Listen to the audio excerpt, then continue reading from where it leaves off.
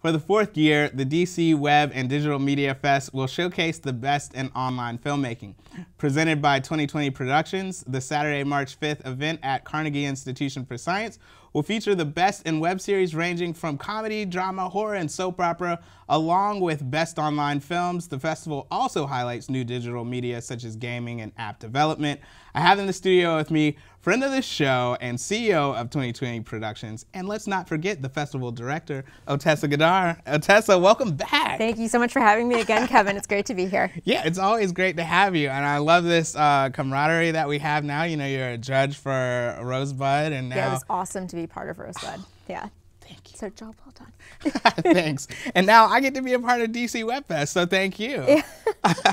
Well, the pleasure is all mine. Awesome. All right, so I've had you on the show before, and we've kind of talked about your history as a web series creator. If you could just tell the audience kind of maybe a little bit of that history as a web series creator, but then also kind of how you started DC Web Fest. Sure. So the genesis story, if you will, was when I was first starting with web series and online television. It's like 2006, 2007. It's pretty early. And, you know, part of what one is always told is you want to take your short film, you want to do the festival circuit, and then try to springboard that into, you know, a larger career move.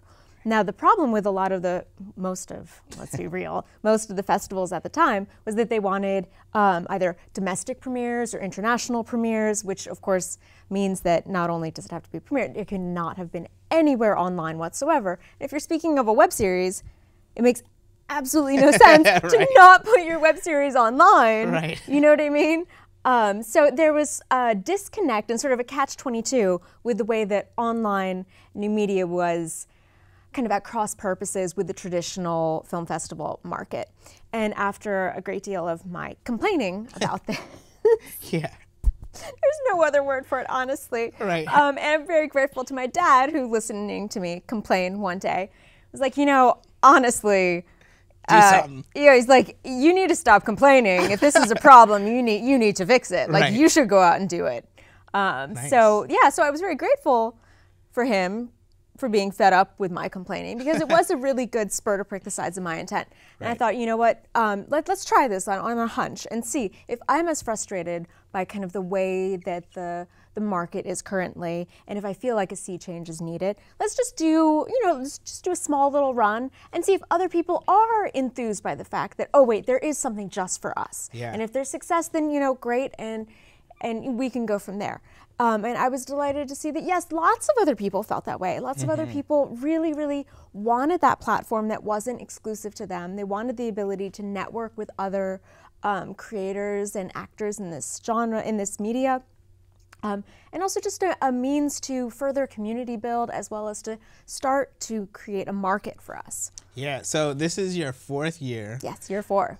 That's pretty awesome. Congrats. Thanks. All right, so how do you find the different online series? Because I got to check out some of these different, I mean, it's amazing. It's like high quality. Some of these things I was like, am I watching a movie or a web series? You know, it's just amazing. And there's things from London, from Bristol, from Canada, from the States. How do you find all, and how many submissions did you have this year? So every year we have more and more submissions, which is great. Now we're in the hundreds, which is awesome, Nice. but also speaks to I mean, this is not just something that I can brag about. No, like let's be real. This is something that I should be bragging about, the medium itself, right? That the medium is growing so much. There's so much amazing content. So many people are doing this, and they're doing it all across the map. In terms of how, I wish I knew why we were so lucky to have all of these international submissions. I couldn't even tell you, but they're so good. Every year they get better and better and better. And I think some of that, you know, you can put down to the interest, the fact that some of this has become a household name, also the consumer pro kind of DSLR market. But honestly, the quality of what we see every year and the range of kind of geolocational hubs is also really impressive. The hard part is really just narrowing it all down. Yeah, I was gonna say, how do you kind of narrow everything down? Because I mean, I'm like, wow, if this is a top 20, like, who didn't make it? Because I'm sure it had to be like stiff to get competition in the finalist categories. I'm a little bit OCD, so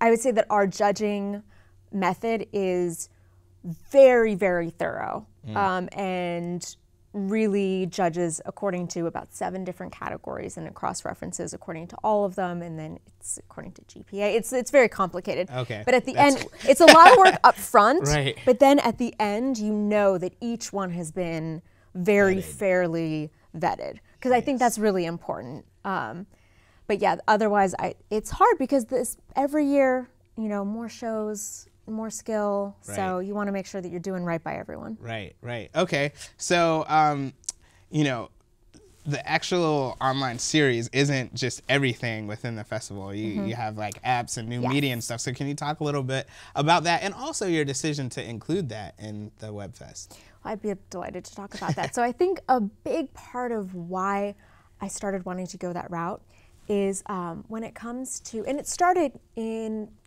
more of a conception of video games.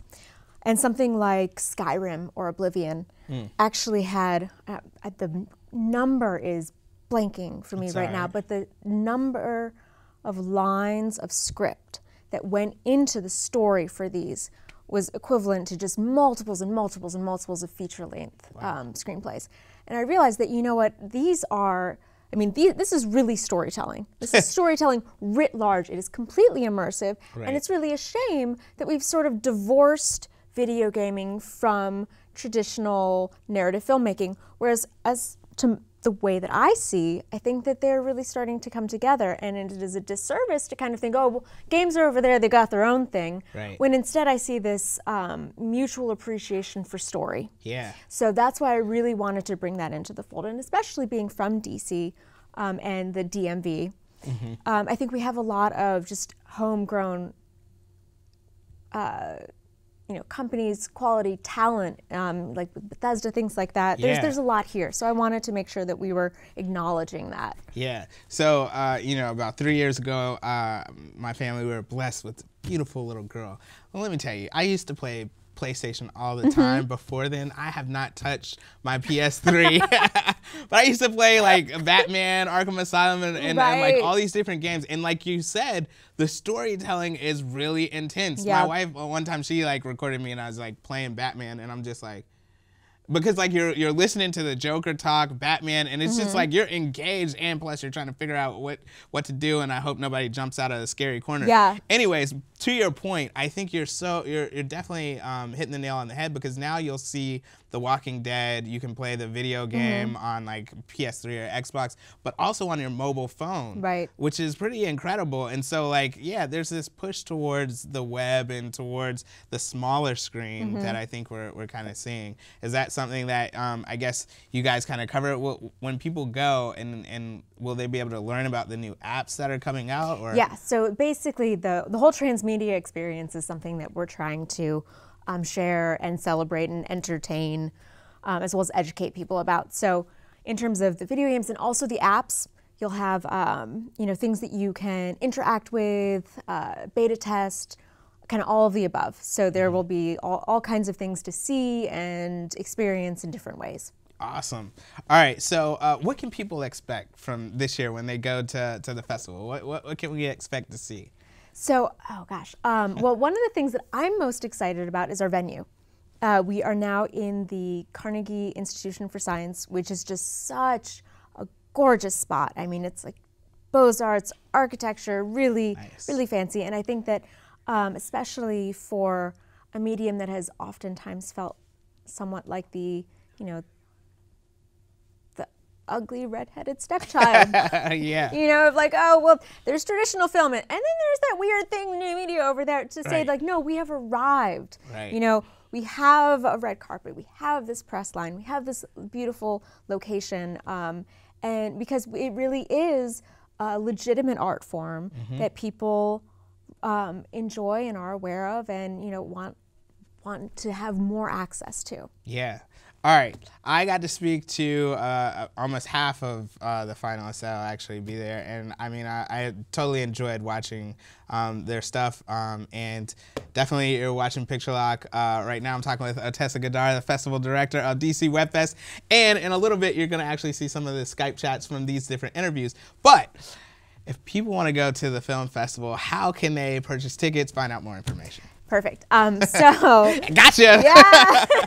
So it's pretty easy. Again, the event is Saturday, March 5th in the evening, starting at 6 o'clock. You can go to our website, that is dcwebfest.co, that is co, not .com, dcwebfest.co, to find out all kinds of information and to get tickets particularly. That is dcwebfest.co/tickets. You can also find DC Webfest on Instagram, on Facebook, on Twitter. We're all over the internet, coming at you live all the time, perhaps more than you would even like, but hopefully just enough. You know, your online social media game is pretty tight, though. It's thorough.